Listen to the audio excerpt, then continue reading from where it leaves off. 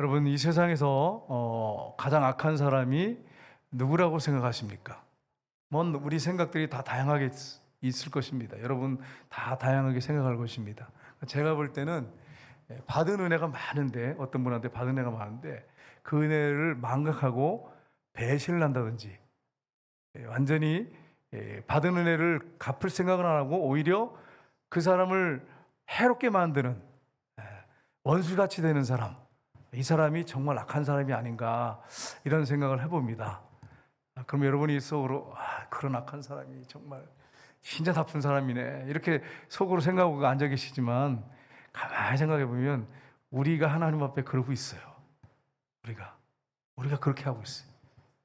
우리가 하나님께서 자기 독생자까지 아낌없이 내어주시고 우리에게 끊임없이 은혜 베푸시고 긍휼을 베풀고 계시는데, 우리의 삶을 돌아보면 하나님 뜻대로 살지 않으려고 그러고, 말씀을 안 들으려고 그러고, 내 생각대로 내 뜻대로 살려고 하고, 내가 주인이 되고 내가 왕이 되려고 하고, 그렇게 우리가 살 때가 많지 않습니까? 그렇지 않을 때도 있죠. 우리가 주님 앞에 순종하고 하나님의 뜻 가운데 살려고 애쓰고 그럴 때도 있지만, 항상 그러지는 또 않지 않습니까? 하나님 앞에 배신을 때리는 경우가 또 얼마나 우리가 많이 있습니까? 그런데도 우리 하나님이 우리를 여전히 사랑하시고 우리에게 은혜 베푸시기 때문에 우리가 이 자리에 있는 줄 믿습니다. 이스라엘 백성들에게 하나님 베푸시는 은혜가 너무 컸어요. 하나님께서 아브라함에게 약속을 하시고 믿음의 조상들에게 약속을 하시고, 어떤 약속을 하셨느냐? 땅을 주시겠다고, 또 자손들을 많게 하시겠다고, 그리고 너희 그 민족 가운데 메시아가 오게 하겠다고, 이렇게 엄청난 축복을 약속을 하셨어요. 그런데 여러분, 이스라엘 백성들 한번 보세요. 애굽에서 건져내가지고 가나안 땅에 들어가게 하셨어요. 거기서 하나님 잘 섬겼습니까? 이스라엘 백성들 탓할 것도 없어요. 우리만 보면 알 수 있어요. 잘 섬기지 않았잖아요.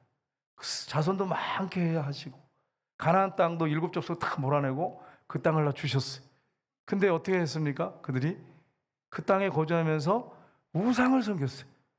또 양심이 있으니까, 우리가 여호와 하나님을 섬겨야지, 어떻게 우상을 섬겨?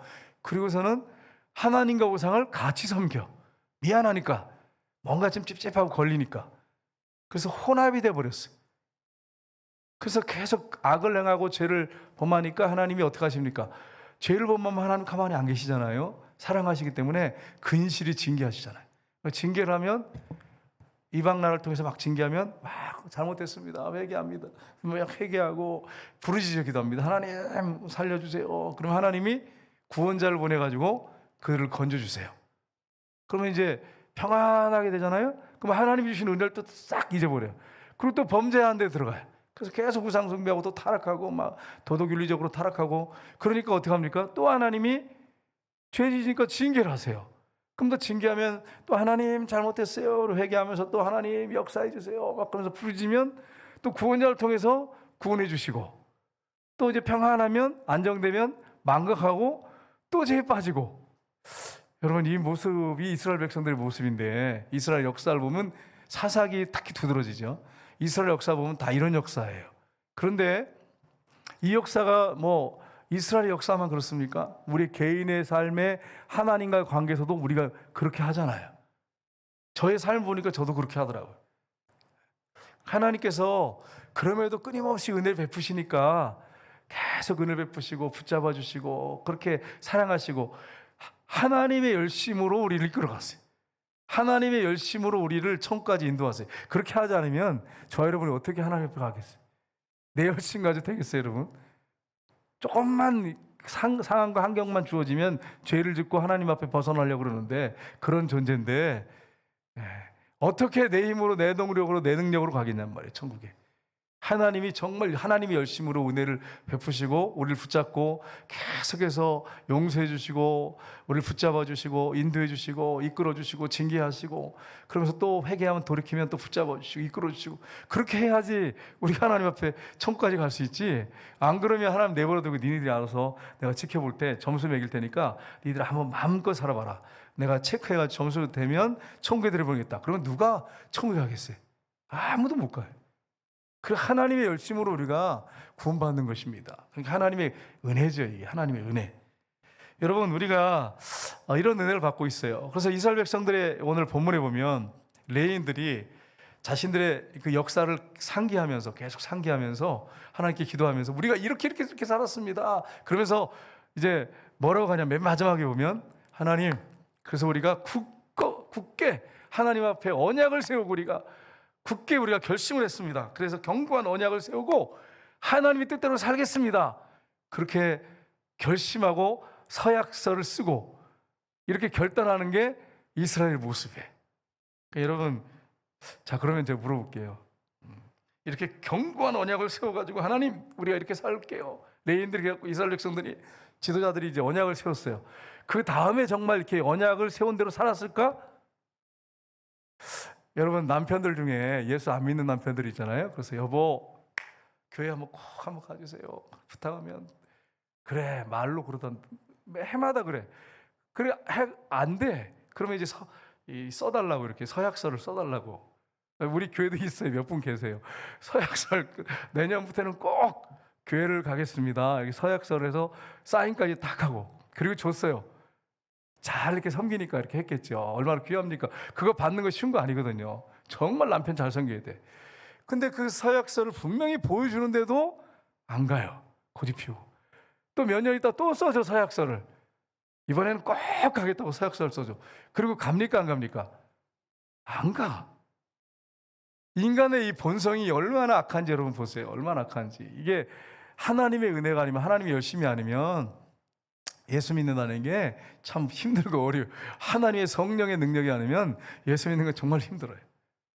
그러니까 여러분, 하나님의 은혜가 얼마나 중요한지를 우리가 기억해야 됩니다. 오늘 이 본문 말씀을 통해서 레위인들이 이스라엘의 역사를 하나님 앞에 상기시키면서 죄를 회개하고 그리고 이렇게 굳건하게 언약을 세웠는데, 이 모습을 쭉 보면서 하나님이 이스라엘 백성들에게 어떤 분이셨는지 이걸 우리가 볼 수 있었고, 쭉 본문 읽으면서 오늘 우리가 같이 이 본문을 가지고 하나님은 우리에게 어떤 분이신지를 우리가 구체적으로 살펴보기로 합니다. 첫 번째는 하나님은 언약을 신실하게 지키시는 분이십니다.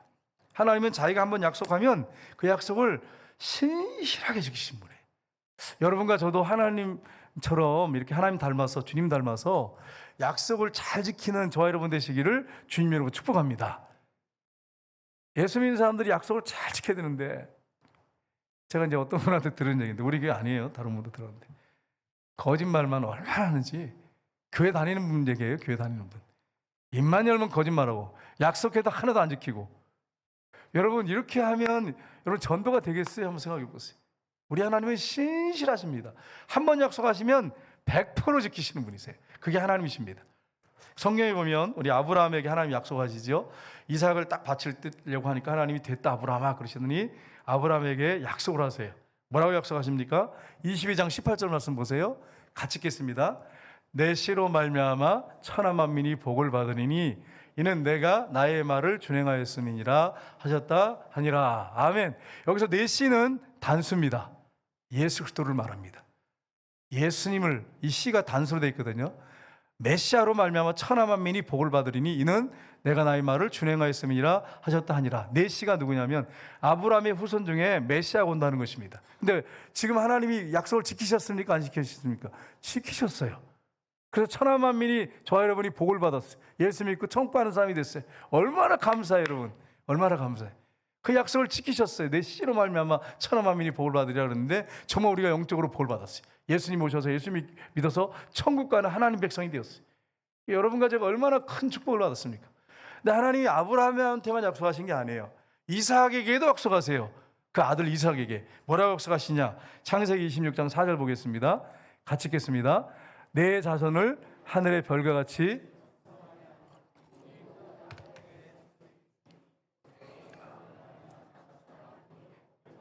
아멘. 이스라엘 백성들을 점점 하늘의 별처럼 많게 하고 번성하게 할 뿐 아니라 그 자손, 이제 그 후손 중에 예수님을 가리켜죠. 내 자손으로 말미암아, 여기서 예수님을 가리킵니다. 천하 만민이 복을 받을 것이다. 똑같이 말씀하시죠. 메시아를 통해서 천하 만민이 복을 받을 것이다. 유대인의 왕으로 예수님 오셨어요. 유대인으로 오셨어요. 그리고 또 여러분 이삭 같은 경우에 보면 참 이분이 믿음의 조상인가? 저는 이렇게 아브라함, 이삭, 야곱을 읽으면서 제일 은혜 받는 게 야곱입니다. 왜냐하면 야, 이런 사람도 하나님께서 구원하시고 사랑하시는구나 이렇게 생각하면 굉장히 막 얼마나 은혜가 되는지 몰라. 여러분은 아브라함, 이삭, 야곱 성경 읽으면서 누가 가장 은혜가 되던가요? 아브라함이시던가요? 아브라함도 감동이 됩니다. 근데 이삭을 읽으면 워낙 이분이, 여러분 아시잖아요? 워낙 그냥 욕심도 많고 거짓말도 잘하고, 그리고 너무 인간적이잖아요? 너무 인간적이에요. 그러다 보니까 야곱을 읽다 보면 꼭 우리의 모습을, 나의 모습을 보는 것 같아요. 그래서 굉장히 마음에 와닿아요. 근데 여러분 야곱에게 뭐라고 약속하십니까? 야곱에게도 이렇게 약속하세요. 창세기 28장 14절 보겠습니다. 같이 읽겠습니다. 내 자손이 땅에 티끌같이 되어 내가 서쪽과 동쪽과 북쪽과 남쪽으로 퍼져갈지며 땅의 모든 족속이 너와 내 자손으로 말미암아 복을 받으리라. 아멘. 여기서 내 자손은 메시아 예수님을 말합니다. 야곱에게도 통일한 약속을 하셨어요. 그리고 그 약속을 지키셨어요. 아브라함이 지금으로부터 언제냐면 2000년 전 사람입니다. 4000년 전 사람이에요. 지금부터. 근데 2000년 후에 하나님이 약속을 2000년 후에 신실하게 지키셨어요. 그래서 2000년 후에, 그러니까 지금 4000년이죠. 아브라함에게 약속하신 이후에 지금 우리까지 4000년이. 4000년 후에 여러분 하나님께 저와 여러분이 얼마나 큰 복을 받았습니까? 예수 믿고 천국 가는 복을 받았습니까? 하나님은 약속을 신실하게 지키신 분이십니다. 그리고 여러분 하나님께서는 이렇게 신실하게 약속을 지키시는데 하나님께서 이스라엘 자손을 많게 하시겠다 해서 진짜 많게 하셨어요. 원래는 야곱에게서 12아들이 나서 거기서부터 점점 많아졌어요. 야곱이 이 야복 강가에서 천사 씨름해가지고 거기서 끝까지 허리춤을 붙잡고 놓지 않았어요. 그래서 내 이름이 뭐냐? 야곱입니다. 야곱의 뜻이 뭡니까? 발꿈치를 잡았다는 뜻이에요. 그런 뜻이 있어요. 근데 또 거기 좋지 않은 의미가 있기 때문에 이름의 뜻에, 근데 앞으로는 야곱이라고 하지 말고 이스라엘이라고 해라. 그래서 이스라엘이라고 나라가 그 후손을 통해서 생긴 거예요. 12 자손을 통해서 12지파가 생기면서, 그래서 여러분 이스라엘 백성이 생긴 것입니다. 그래서 민족을 줬지요. 그 다음에 땅을, 가나안 땅을 줬지요. 메시아를 보내셨죠. 하나님이 이렇게 엄청난 일을 행하셨어요. 근데 오늘 본문에 보시면 느헤미야의 이제 내인들이 이 부분을 상기시키면서 하나님 앞에 말씀드리고 있어요. 기도하고 있습니다. 23절에 보시면 이렇게 되어 있습니다. 주께서 그들의 자손을 하늘의 별같이 많게 하시고 전에 그들의 열조에게 들어가서 차지하라고 말씀하신 땅으로 인도하여 이르게 하셨으므로. 아멘. 아브라함과 이삭과 야곱에게 약속하신 대로 하나님께서 하늘의 별같이 우리 자손들을 많게 하셨고 우리를 땅에 들어가서 차지하게 해주셨습니다. 하나님은 우리에게 약속을 신실하게 지키셨습니다. 이걸 지금 고백하고 있습니다. 레인들이 이렇게 정말 하셨습니다. 이렇게 고백하고 있습니다. 그리고 이어서 뭐라고 하느냐, 25절을 보십시오. 25절에 같이 읽겠습니다. 그들이 견고한 성읍들과 기름진 땅을 점령하고 모든 아름다운 물건이 가득한 집과 판우물과 포도원과 감람원과 허다한 과목을 차지하여 배불리 먹어 살찌고 주의 큰 복을 즐겨 싸우나. 아멘. 그 땅을 차지해가지고 하나님이 엄청나게 복을 주셨어요. 그래가지고 집, 아름다운 물건이 가득한 집, 판우물, 포도원, 그들이 짓지 않은 집을 주셨어요. 그들의 땅이 아니에요. 그들 땅이 아니에요. 그 땅을 하나님 주셨고 그들이 지은 집이 아니에요. 그 집을 주셨어요. 우물도 그들이 판 우물이 아니야. 여호수아가 점령 전쟁에서 우물 뺏어서 그 우물도 차지해서, 포도원, 감람은 자기들이 가꾼 게 아니에요. 이방인들이 갖고 있던 거 하나님 주셨어요. 통째로 주셨어요. 들어가 점령해가지고 허다한 과목을 차지하며 배불리 먹어 살찌고 주의 큰 복을 즐겨 싸우나. 뭔가 좀 여러분 즐겨 싸우나 뭔가 좀 끝이 좀 안 좋잖아요. 뭔가 이 뒤에 뭔가 문제가 있구나. 그 다음에 뭐냐면 그러나 우리가 하나님 앞에 큰 악을 행하여 이렇게 나와요. 여러분 배부르고 살찌면 범죄합니다. 여러분 우리가 꼭 기억할 게 있어요. 그렇지 않은 분도 있습니다. 배부르고 살찌고 부자가 돼도 하나님을 잘 섬기는 사람이 있어요. 근데 이런 사람 보기가 너무 어려워. 너무 힘들어. 이런 분이 참 있는데 희소해. 정말 너무 없어요. 배부르고 살찌고 부유하고 잘 되면 하나님 잘 안 믿어요. 교만이 찾아와가지고 교만해가지고 도도하고 하나님을 정말 공경하지 않습니다. 그러니까 하나님이 너무너무 잘하세요. 그래서 여러분 성경에 보면 야고보 사도가 그랬잖아요. 하나님이 세상에 가난한 자를 택하사 믿음에 부유하게 하시고 이렇게 말씀하신 이유가 그렇습니다. 사람으로서는 할 수 없을 때 하나님으로서는 다 할 수 있느니라. 부자도 예수 믿고 천국 갑니다. 근데 문제는 뭐냐면 부자가 예수 잘 믿는다는 게 어렵다는 말이에요. 가난하면 예수 믿는 거 그럼 쉽습니까? 어렵지만 부자보다도 가난한 사람이 예수 믿기가 더 쉬워요. 왜냐하면 하나님만 의지해야 되기 때문에, 하나님을 찾아야 하기 때문에. 근데 부자가 되면 소유한 게 너무 많아. 이게 관리할 게 너무 많으니까 내가 누릴 게 많고 볼 게 많고 자랑할 게 많고 그러니까 하나님을 잘 섬길 수가 없어요, 여러분. 그래서 예수 잘 믿는 사람들이 부자가 그렇게 많지 않습니다. 부자가 많지 있지만 구약에 보면 있지만 신약에 와서 보면 또 이 지금 시대에 보면 부자가 그렇게 많지 않아요. 그러니까 여러분 이런 사실을 우리가 기억한다면 여러분이 하나님 정말 내가 좀 부자로 그냥 잘 살고 그냥 세상에서 누릴 거 다 누리고 또 천국에서도 좀 잘 그냥 복 받고 그냥 상 받고 그렇게 살았으면 좋겠습니다. 이런 고백이 나오시죠? 이게 제가 왜 얘기하냐면 주변에 보면 그런 분들 꽤 돼요. 그래가지고 이렇게 이 땅에서 좀 잘 되고 모든 게 그냥 만사형통하다가 그리고 예수 잘 믿다가 천국 가가지고 거기서도 그냥 다 누리고 그럼 얼마나 좋겠습니까? 이렇게 하시는 분들이 꽤 돼요. 되는데 그리고 또 심지어는 이렇게 얘기하는 분이 있어요. 목사님 그 한편 강도가 부럽습니다. 세상의 것 다 즐기고 마지막에 임종하기 전에 주여 당신의 나라에 임하실 때 나를 기억하옵소서. 이 천국 가니까 얼마나 멋있습니까? 깔끔하잖아요. 이렇게 좀 살다가 천국 가면 너무 좋겠습니다. 이렇게 이상한 이렇게 생각을 하시는 분이 종종 있어요. 종종 있어. 문제는 뭐냐면 그 강도는 천국 가면 상급이 없어요. 천국은 가요. 천국 가서 지옥에 안 떨어지니까 얼마나 복받은 사람입니까? 근데 문제는 뭐냐면 강도짓만 평생 하다가 마지막에 예수님께 회개하고 고백하고 천국 갔어요. 주님 앞에 한 게 없어. 고백한 것밖에. 그럼 무슨 면류관을 뭐 황금 면류관, 뭐 생명의 면류관, 의의 면류관 뭐 쓰겠어요? 무슨 큰 상을 받겠어요? 무슨 상을 받겠어요? 그런데 여러분 예수 믿고 이제 우리가 모태신앙이야. 근데 가난하고 힘들고 어려울 수 있고 또 잘 살 수도 있어요. 뭐 잘 사는 게 나쁘다는 거 아닙니다. 여러분 오해하시면 안 돼요.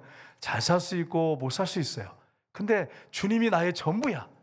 그래서 고난이 오고 역경이 와도 주님 바라보고 살고 또 안 돼도 일이 안 되고 꼬여도 주님만 바라보고 정말 자신의 신실한 믿음을 하나님 앞에 보여드리고 상황과 환경이 어떻든지 간에 하나님을 사랑하고 나는 주님 세상의 모든 것들이 다 안 되고 가난하고 힘들고 어려워도 난 주님을 사랑합니다. 이 마음이 변하지 않고 그리고 정말 신실하게 헌금을 많이 못 드리며 몸으로 헌신하고 충성하면 그게 다 하나님 앞에 가면 상급인 거예요. 여러분의 천국 집 짓는 재료로 올라가는 거예요. 그리고 나중에 하나님 앞에 가면 상급과 의의 면류관, 생명의 면류관 받아 쓰는 것입니다. 여러분 제가 질문할게요. 전 이제 목사잖아요. 저 목사 대형교회 목사 돼가지고 좋은 차 타고 사례 많이 받고 좋은 데 가서 호화호식하고 그리고 편하게 살다가 하나님 앞에 제가 가고 싶을까요? 아니면 거지같이 살다가 고생고생 죽도록 가다가 그리고 천국에 가기를 원할까요? 1번이에요 2번이에요? 대답 못 하시겠죠? 여러분들 걸리는 부분이 있잖아. 그죠? 인간적인 마음으로는 저도 인간적인 마음으로는 대형교회에 좋은 차 타고 인간적인 마음이 그렇다면 인간적인 마음이 호호식하고 누리다가 예수 믿었으니까 천국 가가지고 근데 무슨 상이 있겠어? 대접만 받다 가서 무슨 대접 있겠어? 상이 있겠어?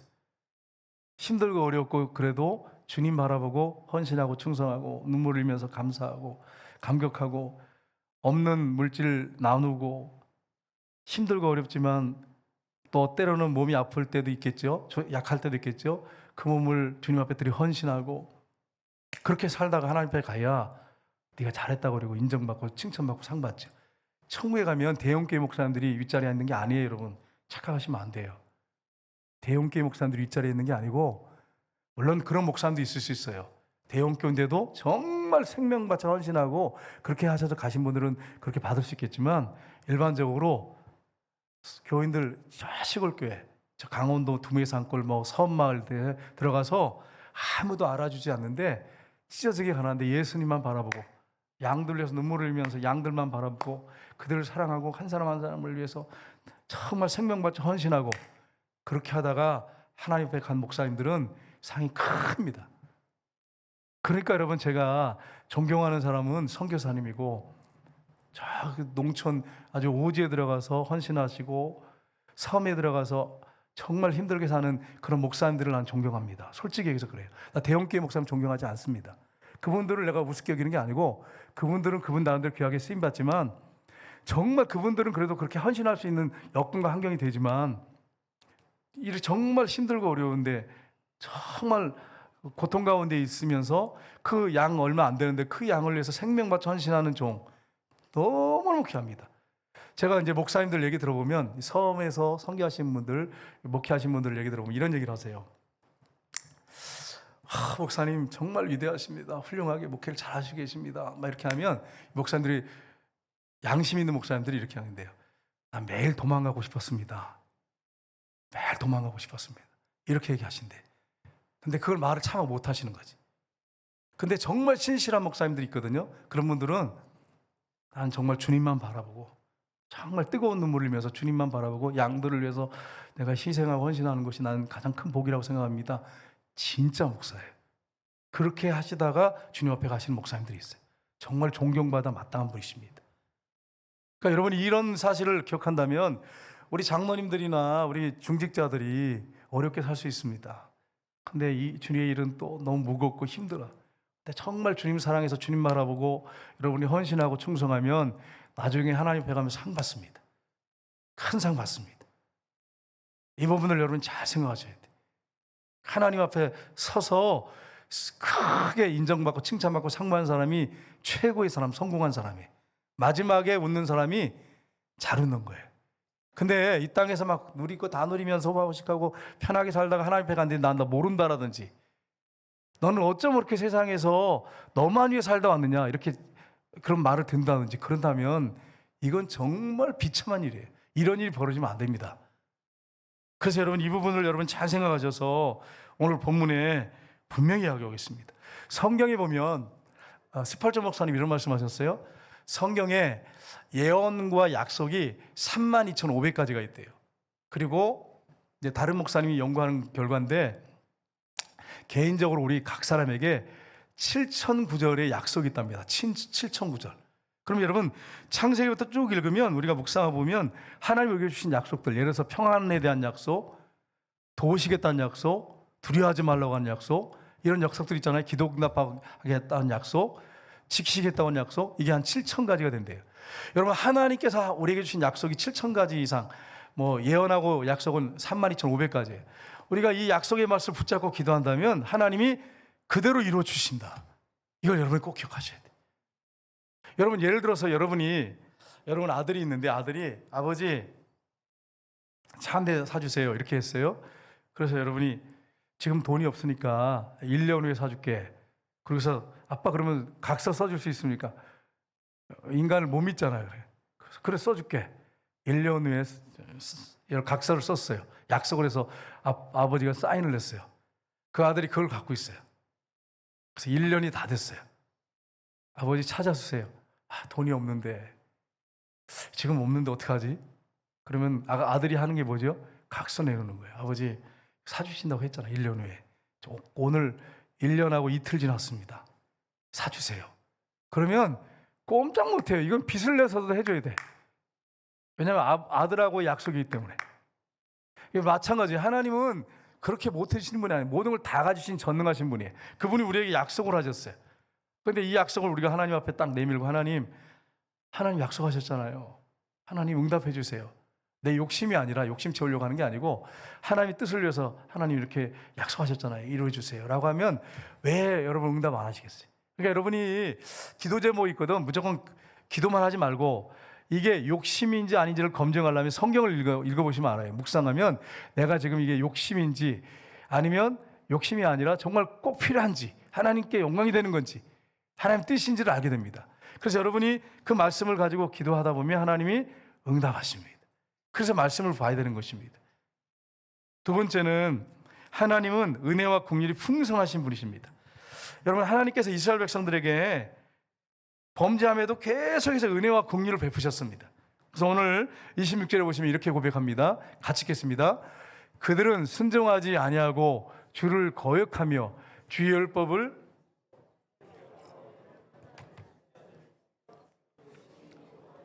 아멘.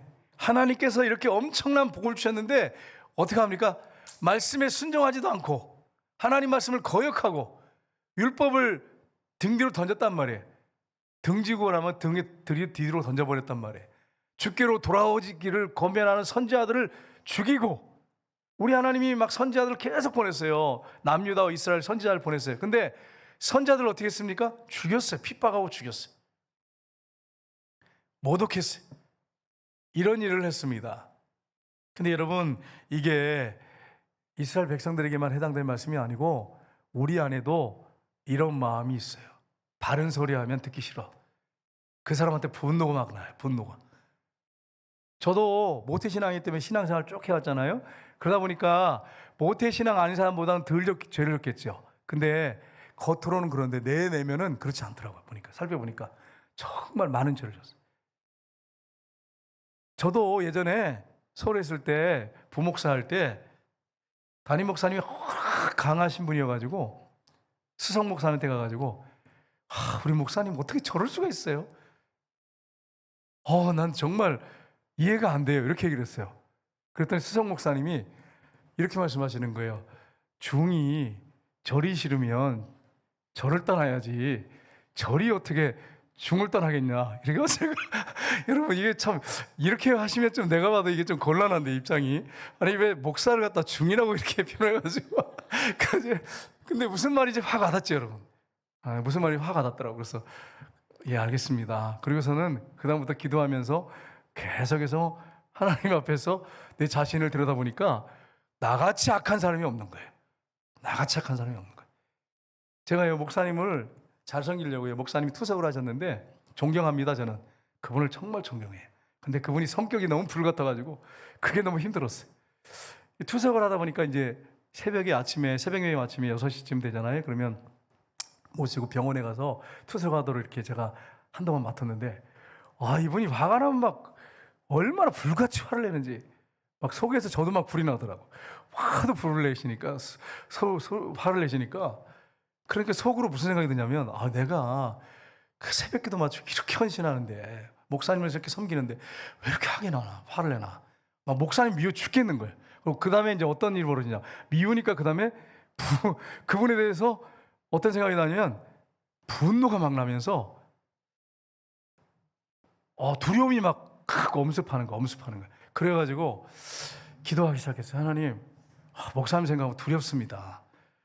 잘하다가 막 화를 막 내니까 막 두려운 거예요. 막 기도를 하는데 하나님 말씀하시더라고요. 사랑에는 두려움이 없나니. 사랑에는 두려움이 없나니. 딱 그러시는 거예요. 그래서 가만히 생각해 봤어요. 내가 정말로 목사님을 사랑해서 섬기는 건지 부목사니까 섬기는 건지를 생각해 봤어요. 딱 해보니까 답이 나오더라고요. 그래서 하나님 용서해 달라고, 내가 잘못했다고, 그래서 사랑하는 마음 보여달라고, 사랑하겠다고. 그리고서 제가 목사님을 사랑하는 마음으로 잘 섬겼어요. 그랬더니 목사님이 중간중간에 화를 내기도 하셨지만 어디 갈 때 꼭 저를 데리고 가는 거예요. 헌신 예배 가는데 투석하다 보니까 이렇게 서서 설교를 못 하시고 의자를 이렇게 높게 이렇게 제작하셨어요. 의자를 제작하셔가지고 거기에 이렇게 미더를 드리면 의자에 앉으셨어요. 그래서 앉아서 8년을 설교하셨어요. 투석하신 이후에 8년을 설교하셨어요. 근데 이제 헌신 예배도 이렇게 초청받아 가시거든요. 그러면 차에다가 의자 실어라. 그러면 뒤에 차 트렁크에다가 의자 싣고 가가지고 모시고 가서 설교하도록 의자를 빼드리고 넣어드리고 이렇게 다 했어요. 네, 사랑에는 두려움이 없나니. 사랑하니까 두려움이 사라지더라고요. 근데 사랑하는 마음이 없잖아요. 사람이 두려워. 네. 여러분, 그러니까 제 안에 지금 이스라엘 백성들이 뭐 순종하고 불순종했고 뭐 이런 게 남 얘기가 아니고 저 얘기예요. 여러분의 얘기예요. 그래서 여러분, 우리 안에 이런 죄성이 있다고 하는 걸 여러분이 기억하세요. 거역하고 싶고 배신하고 싶고 화가 나고 막 분노가 일어나고 막 그러면서 그 사람을 대적하고 싶고 이런 마음이 우리 안에도 있어요. 다른 사람에게 있는 게 아니고 우리 안에 있어요. 여러분 오늘 본문에 보세요. 이렇게 또 고백합니다. 27절 28절 보세요. 같이 읽겠습니다. 그러므로 주께서 그들을 대적의 손에 넘기사 그들이 공고를 당하게 하심에 그들이 환난을 당하여 주께 부르짖을 때에 주께서 하늘에서 들으시고 주의 크신 긍휼로 그들에게 구원자들을 주어 그들을 대적의 손에서 구원하셨거늘 그들이 평강을 얻을 후에 다시 주 앞에서 악을 행함으로 주께서 그들을 원수들의 손에 버려두사 원수들에게 지배를 당하게 하시다가 그들이 돌이켜 주께 부르짖음에 주께서 하늘에서 들으시고 여러 번 주의 긍휼로 건져내시고 아멘. 이스라엘 역사가 이래요. 이 두 구절 안에 이스라엘 역사가 딱 들어가 있어요. 여러분 그림 한번 볼까요? 사사기 한번 볼까요? 이 두 구절 안에 사사기 역사가 들어있고 이스라엘 역사가 다 들어있어요. 사사기 한번 보세요. 사사기 역사를 딱 보시면 이스라엘 백성들이 죄를 짓잖아요. 그러면 이방 왕들을 통해서 2번에 보시면 여러분 이렇게 돌아가는 방향 보시면 하나님이 징계하십니다. 이방 왕들을 들어서 치십니다. 그러면 그들이 막 기도하면서 회개하면서 하나님께 막 반절히 부르짖어요. 그럼 하나님이 구원하세요. 그리고 평강이 찾아와요. 그럼 망각해요. 또 죄를 져요. 그러면 또 이방을 들어 치세요. 그러면 하나님께서 그들이 막 부르짖어 기도하면 들으시고 구원해내세요. 사사든지 왕이든지 통해서 구원해내세요. 그러면 또 평안이 오면요 또 망각하고서 또 죄를 져요. 이게 뱅글뱅글 돌아요. 근데 여러분 이게 사사기 이스라엘 역사뿐 아니고 그 다음 그림 볼까요? 그 다음 그림 보겠습니다. 저와 여러분의 모습. 우리도 하나님 앞에 죄를 짓잖아요. 그럼 하나님이 고통을 줍니다. 사람 인생 채찍을 들어서 칩니다. 여러분이 어떤 사람이 여러분을 힘들게 하고 막 그러거든. 다 그런 건 아니에요. 다 그런 건 아닌데 특별한 경우 예외가 있는데 어떤 사람이 나를 너무 힘들게 하면 하나님이 나의 죄를 다루시는 거예요. 솔로몬 보세요. 솔로몬이 우상숭배와 범죄하니까 사람을 통해서 치시잖아요. 이스라엘 왕들 보세요. 그렇게 하세요. 이방 왕을 들어 치든지 사람을 들어 치십니다. 그 다음에 막 회개하면서 하나님께 간구하면 하나님 구원해 내십니다. 평안이 오고 그럼 또 잊어버려요. 망각하면 또 죄 가운데 빠져요. 이게 보면 악순환이죠. 이게 막 계속 사이클로 돌아가요. 그럼 목사님 이거 해결하는 방법은 없나요? 이 사이클이 막 빨리빨리 돌아갈 수 있겠잖아요. 많이. 이걸 좀 느슨하게 하고 끊어버릴 방법은 없나요? 네, 있습니다. 방법이 뭐냐? 정말로 예수님을 여러분이 주인으로 왕으로 모시고 24시간 그분의 통치를 철저하게 받으면 이 사슬이 끊어지게 됩니다. 이게 그리고 만약에 돌더라도 한참 있다가 돌 수 있어요. 근데 이게 예수님이 주인으로 왕으로 여러분을 통치하고 여러분이 다스림을 24시간 받지 않으면 이 사이클이 막 계속 이렇게 돌아가요. 빠르게 돌아가요. 이게 아주 느슨하게 천천히 돌아가게 한다든지 아니면 이걸 딱 끊는 방법은 철저하게 여러분이 그분의 통치를 받는 것입니다. 그분의 인도받는 것입니다. 그러면 이 사이클이 끊어지든지 느슨하게 돌아가든지 이렇게 돼요. 그래서 예수님이 주인으로 왕으로 통치하는 것이 이렇게 중요합니다. 이스라엘 역사를 보면 그래. 여러분 죄 문제가 해결이 안 돼요. 인간의 노력으로 구원이 안 돼요. 이스라엘의 율법을 지키려고 이스라엘 백성들이 그렇게 애를 썼는데 이 사이클로 계속 돌아갔어. 이스라엘의 역사가 검증이 됐어요. 이미 이걸 통해서 임상실험이 끝났어요. 인간의 노력으로는 안 돼. 이게 딱 끝난 거예요. 그 다음에 여러분 그리스 문화는 철학 문화거든요. 화려한 철학 문화야. 철학 문화인데 철학을 갖고도 안 돼. 이게 역사로 증명이 됐어요. 인간의 죄 문제는 철학으로도 안 돼. 그 다음에 로마가 강력한 군사력으로 또 이 정치가 굉장히 뛰어났거든요. 로마 같은 경우에 그것도 인간의 죄 문제를 해결하지 못해. 인간을 구원할 수가 없어요. 그렇고 이제 역사로 증명이 딱 된 다음에 예수님이 오셨습니다. 예수님이 오셔서 인간을 죄에서 구원하시고 그분이 주인으로 왕이 되셔가지고 인간의 이 죄의 쇠사슬을 끊으셨어요. 이게 반복 돌아가는 사이클을 끊도록 그렇게 예수님이 하셨어요. 십자가에 죽으시고 3일 만에 부활하셔서 이걸 완성하셨습니다. 느헤미야서 9장 30절 31절 보겠습니다. 같이 읽겠습니다.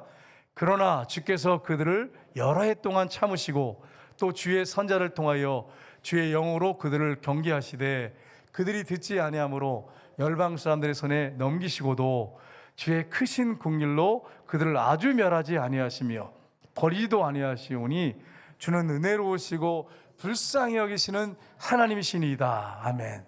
여러분, 하나님께 있습니다. 우리의 구원은 하나님께 있고 정말 우리의 절망적인 상황도 하나님의 손안에 있습니다. 우리의 죄 문제도 하나님의 손안에 있습니다. 하나님의 긍휼하심, 은혜로우심, 이게 없다면 여러분과 저는 벌써 끝났습니다. 하나님이 오래 참으시고 우리를 불쌍히 여기시고 사랑하시기 때문에 지금까지 온 것입니다. 여기 보시면 하나님이 주의 영이라고 그랬죠. 주의 영은 성령을 말합니다. 성령을 통해서 그들을 경계하셨어요. 선지자, 왕, 제사장, 사사를 통해서 성령을 보여주시고 그를 통해서 하나님이 이끄셨어요. 신약에 와서는 어떻게 했습니까? 신약에 와서는 성령님께서 예수님이 잉태할 때, 세례요한이 태어날 때도 성령이 그렇게 역사했고요. 예수님이 공생이 시작할 때도 성령이 예수님에게 임하셨어요. 그리고 공생이 시작하셨어요. 성령의 능력을 귀신잡고 병자를 고치셨어요. 십자가에 죽으실 때도 히브리서에 보면 성령으로 십자가에 못 박혀 죽으셨다고 되어 있어요. 그리고 부활하실 때도 성결의 영, 성령을 통해서 부활하시고, 사도행전 1장에 보면 성령으로 명하시고 또 성령을 받으라고 명령하시고, 그리고 오늘날 우리가 기도하면 성령을 보내주고 계세요. 여러분, 이게 성령의 역사를 통해서 일어났습니다. 그래서 저 여러분이 성령의 충만받는 것이 오늘날 정말 중요하다고 하는 것을 잊지 마셔야 돼요. 예수님이 성령을 통해서 하셨다면, 하나님이 그렇게 하셨다면 우리는 볼 것도 없습니다. 우리에게 선한 것이 없잖아요. 우리도 성령의 충만해서 성령의 능력으로 하지 않으면 우리가 능력 있는 크리스찬으로 살 수 없습니다. 그래서 성령의 충만을 날마다 우리가 구하면서 살아야 됩니다. 세 번째는 하나님은 공의로우신 분이십니다. 레위인들은 하나님께 많은 환난을 겪은 민족을 긍휼히 여겨달라고 기도합니다. 우리가 너무나도 많은 고난, 포로로 끌려가서 너무 고통을 당했습니다. 그러면서 오늘 32절에 이렇게 고백합니다. 같이 읽겠습니다. 우리 하나님이여 광대하시고 능하시고 두려우시며 언약과 인자하심을 지키시는 하나님이시여, 우리와 우리 왕들과 방백들과 제상들과 선자들과 조상들과 주의 모든 백성이 아수르 왕의 때로부터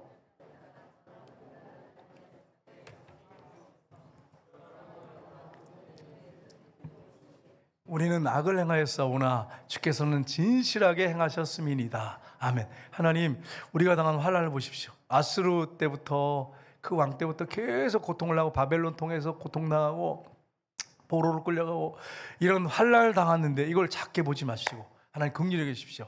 그런데 뭐라고 하십니까? 우리가 당하는 거 공평한 겁니다. 우리가 그렇게 악을 행했습니다. 그러나 주께서는 진실하게 행하셨습니다.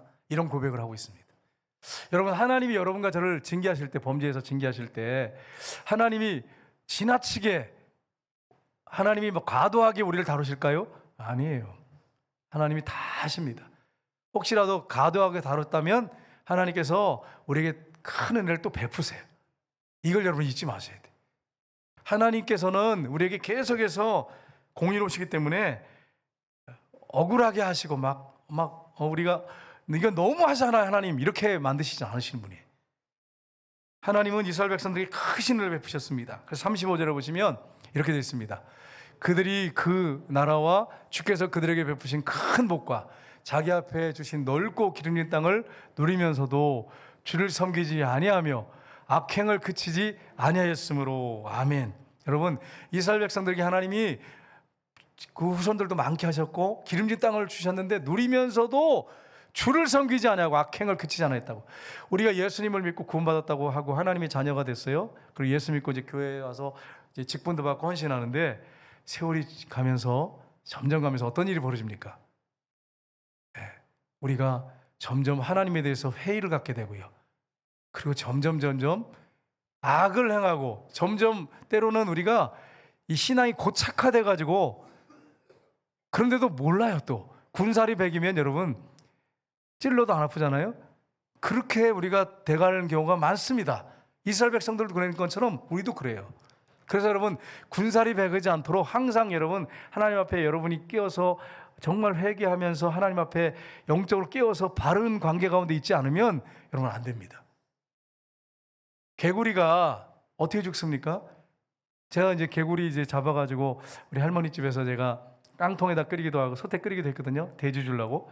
근데 개구리를 딱 담아서 밑에서 처음부터 뜨거운 불에다 확 하지 않아요. 그럼 뛰어나가기 때문에 깡통을 딱 놓고 밑에다 불을 살살 떼면요, 뜨뜻하니까 이 사우나 왔나 이래가지고 가만히 있어요. 가만히 있다가 점점 이게 쭉쭉 퍼져요. 조금 이렇게 흔들기도 하지만 제가 지켜본 결과예요. 쭉쭉 퍼져가지고 그냥 나중에 삶아가지고 돼지의 밥이 돼. 그러니까 여러분, 신앙생활이 이렇게 되는 경우가 있어요. 이렇게 생각할 수 있어요. 그래서 영적으로 여러분 깨어있지 않으면 안 돼. 여러분 정신 바짝 차리고 신앙생활하고 깨워서 기도하고 신앙생활 잘하셔야 돼. 안 그러면 개구리 될 수 있어요. 여러분과 제가 정말 깨어있는 그런 신자들 다 되시길 주님으로 축복합니다. 그래서 레인들이 마지막으로 결심을 합니다. 어떤 결심을 합니까? 큰 결심을 합니다. 결단을 합니다. 그래서 마지막 38절 보겠습니다. 우리가 이 모든 일로 말미암아 이제 견고한 언약을 세워 기록하고 우리의 방백들과 레인들과 제사장들이 다 임봉하였나이다 하였느니라. 아멘. 하나님, 정말 우리가 이제는 하나님의 뜻대로 살겠습니다. 그리고 딱 언약서를 써가지고 견고하게 이제 지키겠다고, 이거를 견고한 언약을 세워가지고 지키겠다 기록하고, 그렇게 해서 약속을 하나님 앞에 했습니다. 유대인들이 했어요.